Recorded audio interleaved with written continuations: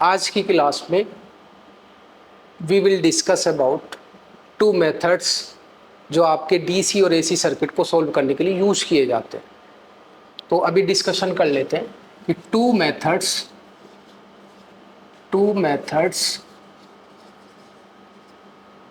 which are used to solve DC and AC circuit. Number one is आपका mesh analysis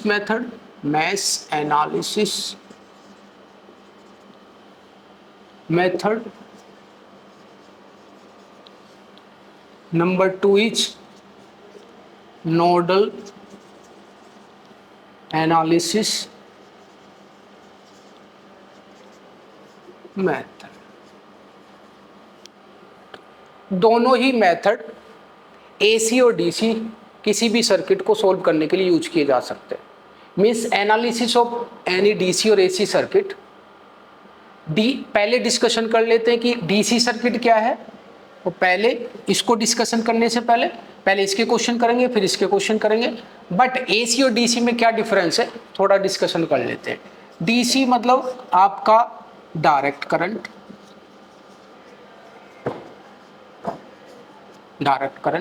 और अगर जो मैं इसके साथ डीसी सर्किट यहां पे लिख देता हूं तो इसमें कुछ एलिमेंट ऐड हो जाएंगे, जो आपका रेजिस्टेंस, जिसका सिंपल वे में आपके पास ये है। कोई भी सर्किट में अगर जो डीसी सर्किट है तो डीसी सोर्स होगा, मतलब कि वोल्टेज सोर्स हो या करंट सोर्स हो, जिसका सिंबल ये है। और उसके साथ कोई भी सर्किट कहीं भी रेजिस्टेंस इस टाइप से लगा हो सकता है, यहाँ पे सोर्स या फिर एक और एलिमेंट होगा रेजिस्टिव एलिमेंट, ऐसे सर्किट हो सकता है। मतलब ये हो गया, अगर जो मैं इसको R1, R2, R3 and R4 ये चार रेजिस्टेंस हैं और वोल्टेज सोर्स है V1 एंड V2, जिसका सिंबल इसमें दिखा हुआ। उसके बाद अगर जो एसी सर्किट है, यहां पे लिख देता हूं, एसी सर्किट है तो उसमें एलिमेंट होंगे एसी सोर्स, जिसका सिंबल है एसी सोर्स में अगर जो वोल्टेज सोर्स है तो ये वाला सिंबल। और थ्री एलिमेंट्स में बी सीरीज, पैरेलल और कॉम्बिनेशन ऑफ बोथ। और वो एलिमेंट्स हैं आर भी हो सकता है, एल मतलब कि इंडक्टेंस, या फिर सी मतलब कैपेसिटेंस। ये तीन एलिमेंट जो सोर्स के साथ लगे होंगे ये हो सकते हैं। और उसका अगर जो सर्किट हम यहाँ पे बनाए तो ये सर्किट होगा कि अगर जो मैंने एसी सोर्स लगा दी यहाँ पे तो रेजिस्टेंस भी हो सकता है, इंडक्टेंस इसके साथ हो सकता है, या फिर रेजिस्टेंस या कैपेसिटेंस हो सकता है। इसके साथ एक और ब्रांच इंडक्टेंस सोर्स की हो सकती है, या फिर ऐसे कुछ लगा हो सकता है। Means R1, R2, R3, L1, L2 और C, और यहाँ पे V1 और V2। ये डिफरेंस है इसमें डीसी और एसी का। ओनली रेजिस्टिव एलिमेंट्स और डीसी सोर्स। एसी सर्किट में रेजिस्टिव, कैपेसिटिव, इंडक्टिव एलिमेंट और एसी सोर्स के साथ, जो कि आपका सिंबल पहले से दिखा दिया। उसके बाद ये सर्किट हो गए दोनों। उसके बाद मेथड पे आते हैं सीधा, कि अगर जो कोई भी सर्किट सोल्व करना है सोल्व करने का मतलब या एनालिसिस का मतलब ये है कि उसमें किसी भी एलिमेंट में रेजिस्टेंस, कैपेसिटेंस, इंडक्टेंस, किसी भी एलिमेंट में पावर पूछ सकता है कि कितनी पावर कंज्यूम कर रहा है, या फिर कितनी पावर सप्लाई कर रहा है, वोल्टेज भी पूछ सकता है, करंट भी पूछ सकता है, कुछ भी आपका कोई भी क्वांटिटी इसमें एनालाइज करने के लिए उसमें बोल सकता है। तो इसका मतलब ये हो गया कि मैश और नोडल एनालिसिस में पहले मेथड हम मैश को लेते हैं। मैश का मतलब ये है कि अभी सर्किट बनाएंगे, कितनी मैश है ये सारे डिस्कशन करेंगे, और डीसी के अकॉर्डिंग चलेंगे। एसी सर्किट फिर थोड़ा सा भी उस सेकंड पार्ट में जाएंगे उसके, बट पहले पार्ट में डीसी सर्किट को लेके चलेंगे। मतलब कि मैश एनालिसिस मेथड फॉर, यहां पे लिख भी देता हूं, डीसी सर्किट, डीसी सर्किट। और कुछ स्टेप्स हैं इसमें, इस सर्किट को सॉल्यूशन के लिए या इस सर्किट के एनालिसिस के लिए कुछ स्टेप्स हैं जो फॉलो करने पड़ेंगे। उसके बाद पूरा सर्किट इजी हो जाएगा और आराम से उसमें क्वेश्चन का आंसर होगा, गलत नहीं होगा फिर आंसर। बहुत सारे बच्चे ऐसी मेथड लगाते हैं सीधा सीधा, और उसके बाद फिर वो कंफ्यूज हो जाते हैं कि कौन सी चीज़ कहाँ पर। तो मेथड के जो स्टेप्स हैं वो फॉलो करने पड़ेंगे। जो स्टेप्स हैं कि सबसे, जैसे कि इसमें ए लिख दूं मैं यहाँ पे, तो आपका सबसे पहले आइडेंटिफाई लिखूंगा, नंबर ऑफ मैश कितनी है इन गिवन सर्किट। सर्किट को मैं सीकेटी लिख देता हूं शॉर्ट में। नंबर 2 में, मतलब बी में, उसके बाद आएगा assume current in each mesh. जितनी भी मैश है उतने ही करंट होंगे उसमें, इन एनी डायरेक्शन, किसी भी डायरेक्शन में, in any direction, in any direction. C point है इसका, सी पॉइंट है इसका कि पोलैरिटी अब उसमें बताना पड़ेगा कि उस मार्किंग, इसमें लिख भी देता हूं, marking polarity of each element. D point है यूजिंग केवीएल, मतलब Kirchhoff's voltage law, using KVL make equations.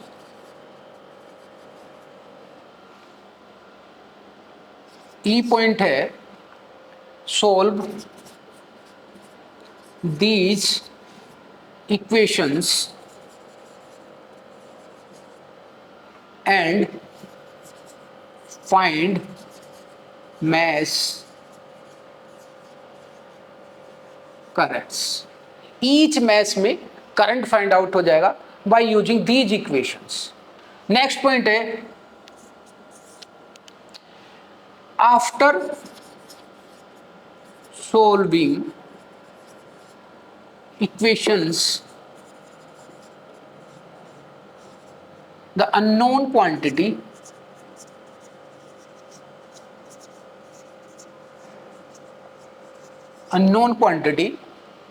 चाहे वो करंट की हो, वोल्टेज की हो या रेजिस्टेंस की हो, कैन बी, या पावर की हो, सॉरी पावर लिख देता हूं, पावर की, कैन बी मेजर्ड या कैलकुलेटेड भी लिख सकते हैं, कैलकुलेटेड।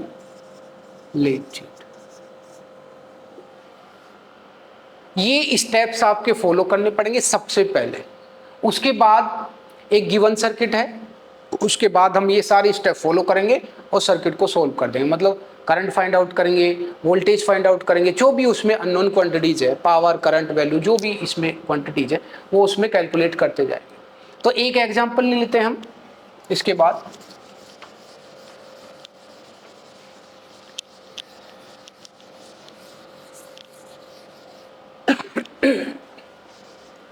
एक एग्जांपल ले लेते हैं। एक गिवन सर्किट है, क्वेश्चन है यहाँ पे, given circuit in the following figure,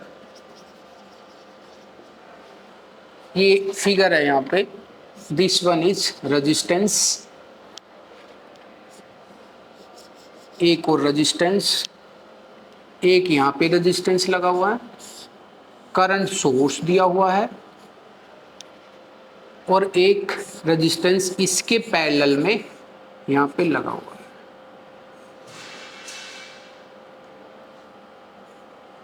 इसके पैरेलल में एक और रेजिस्टेंस लगा हुआ है यहाँ पे, और यहाँ एक वोल्टेज सोर्स दिया हुआ है ऐसे करके। ठीक है, ये क्वेश्चन है, इनकी वैल्यूज हैं 5 ओम, 4 ओम, 6 ओम, 2 एम्पियर, 2 ओम और 8 वोल्ट का डीसी सोर्स लगा हुआ है। और इसमें क्वेश्चन है कि find mesh current, find number 1 mesh current, number 2 current in 4 ohm, number 3 power consumed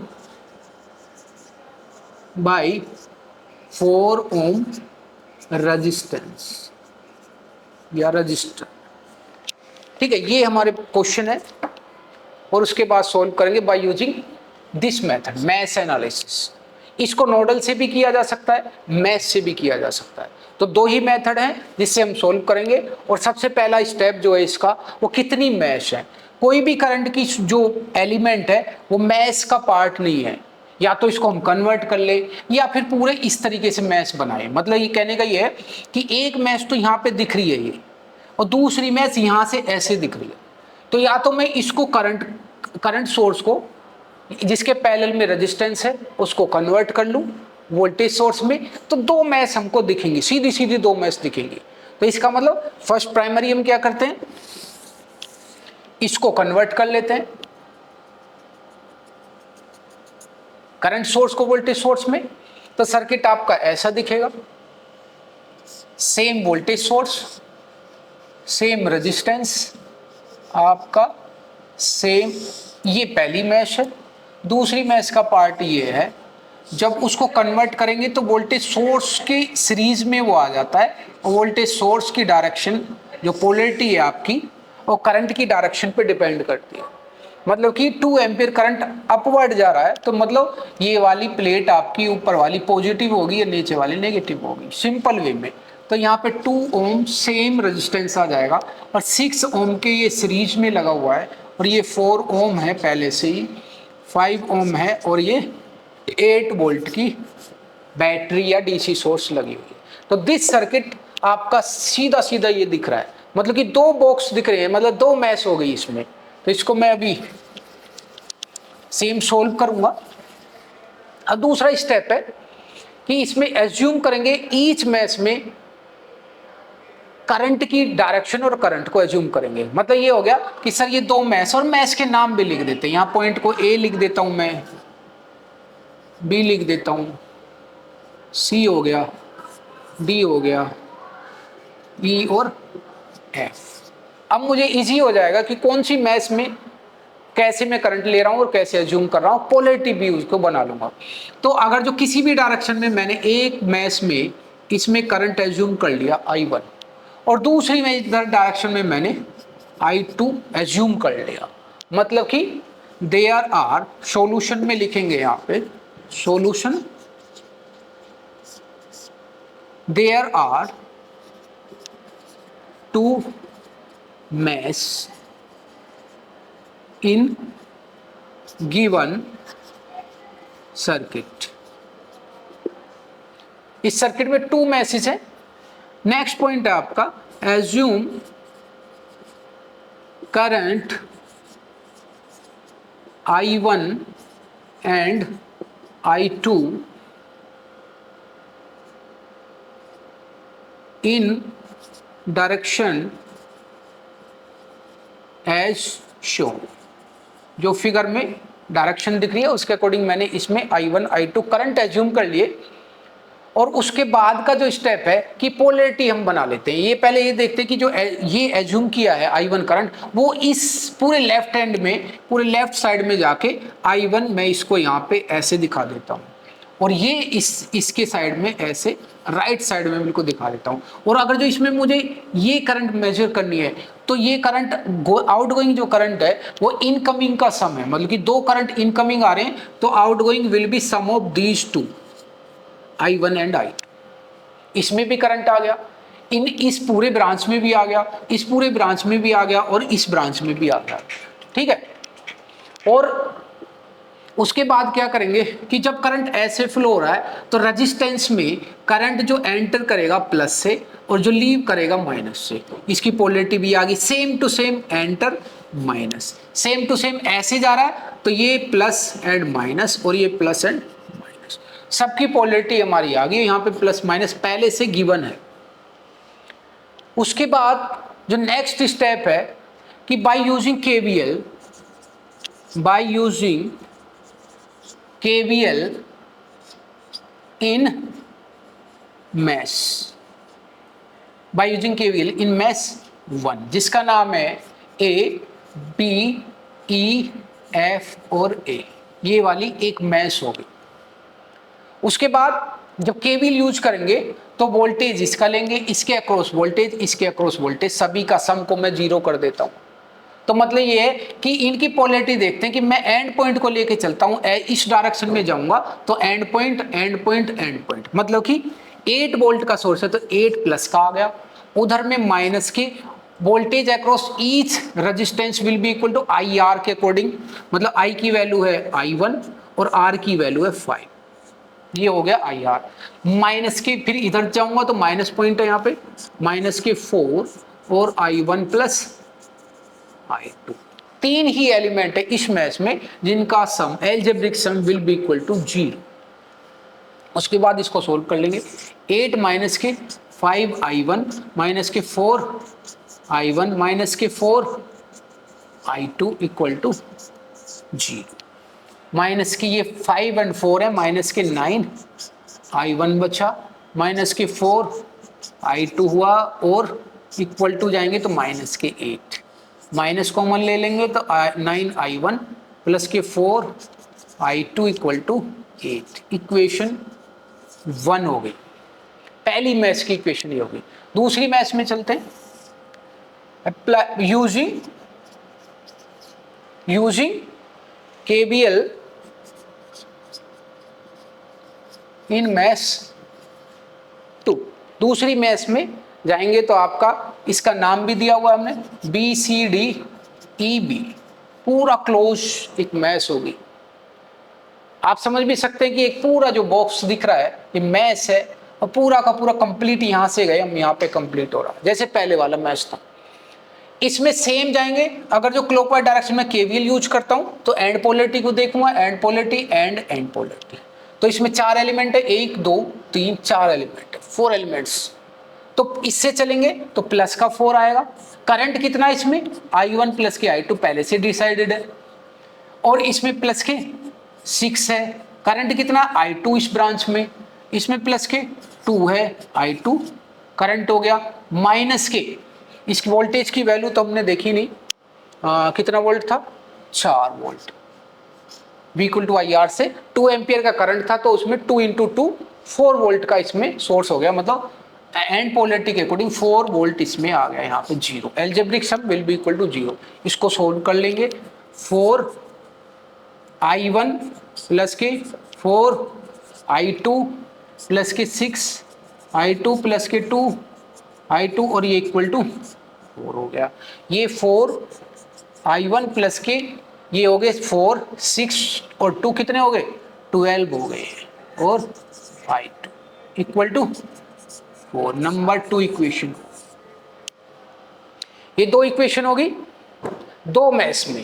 उसके बाद इन दोनों इक्वेशन को सॉल्व करेंगे और सॉल्यूशन के बाद आपके आंसर निकाल लेंगे। बाय यूजिंग कैलकुलेटर भी कर सकते हैं आप लीनियर इक्वेशन को सॉल्यूशन के लिए। तो इनके आफ्टर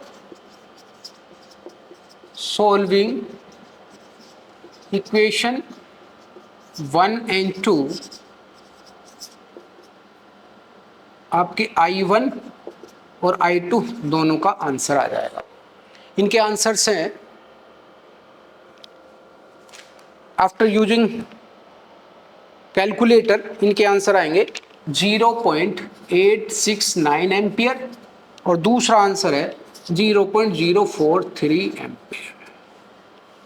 अब इसमें कैलकुलेट करना था कि मैश करंट, जो हमारे मैश करंट आ भी गए। दूसरा था कि इसमें आपका पहला ये हो गया, दूसरा जो क्वेश्चन था वो ये था कि जो है 4 करंट इन 4 ओम, मतलब कि 4 ओम में करंट दिख भी रहा है, I1 प्लस I2, मतलब दोनों की वैल्यू को ऐड करके आप यहां पे लिख देंगे और ये आंसर आपका आएगा 0.86।